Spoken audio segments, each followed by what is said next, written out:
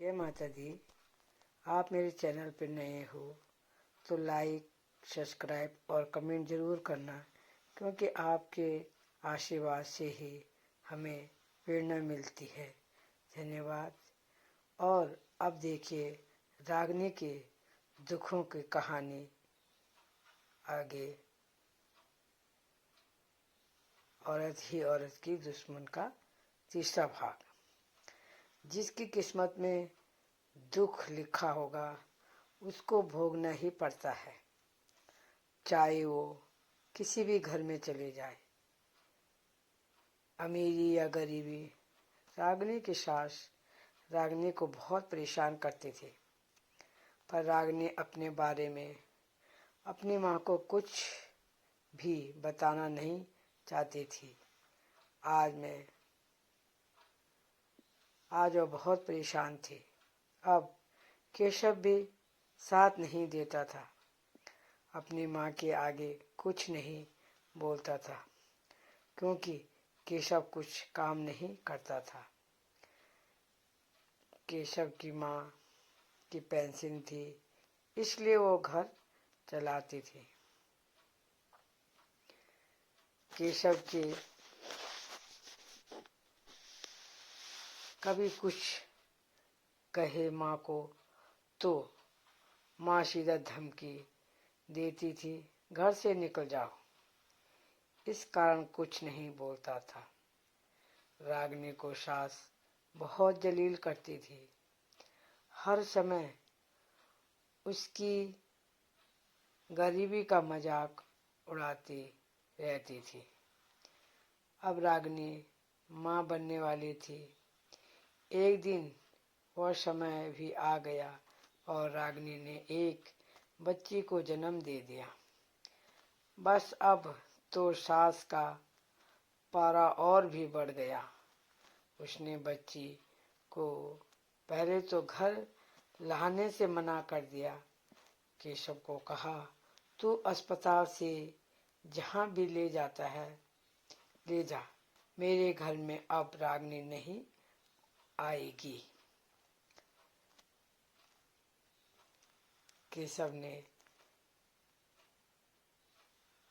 केशव कहने लगा, मैं उनको कहाँ ले जाऊंगा।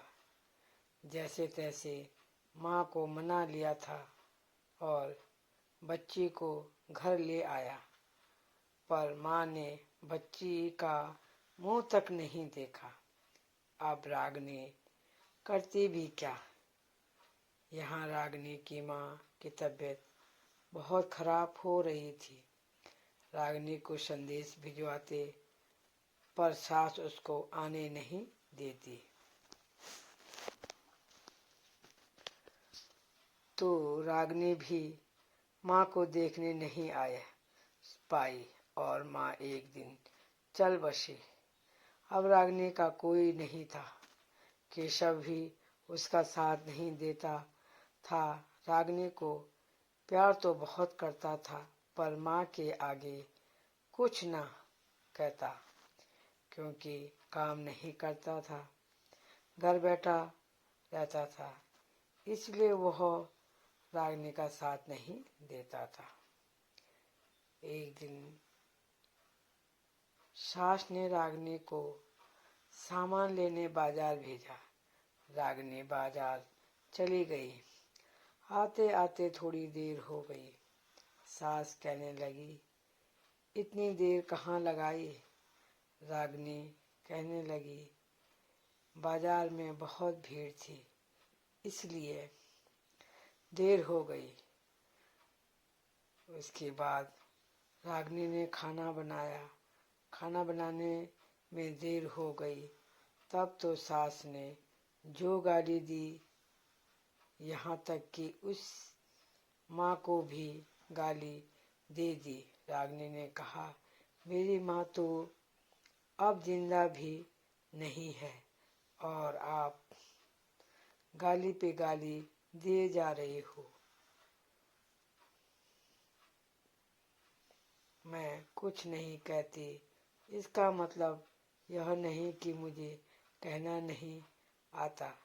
हमेशा आप मुझे गाली देते रहते हो, पर मैं चुपचाप सुनती रहती हूँ।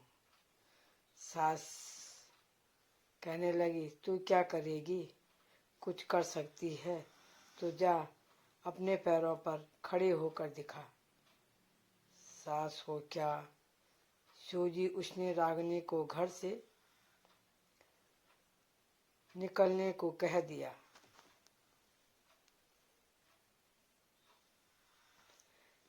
केशव देखता रहा पर कुछ न बोला। प्यार करता है पर कहता कुछ नहीं है। देखते देखते सास ने उसका सामान बाहर फेंक दिया। अब रागिनी कहाँ जाए? सोच रही थी। माँ का घर भी टूटा फूटा हो गया था, सालों से घर खोला नहीं था, पर रागिनी अपने बेटे को लेकर मायके ही आ गई। सास को वहां आने में भी जलन हो रही थी। देखते हैं आगे क्या हुआ रागिनी के साथ अगले भाग में। पढ़कर जरूर कमेंट करना, लाइक और सब्सक्राइब करना। धन्यवाद। नमस्कार।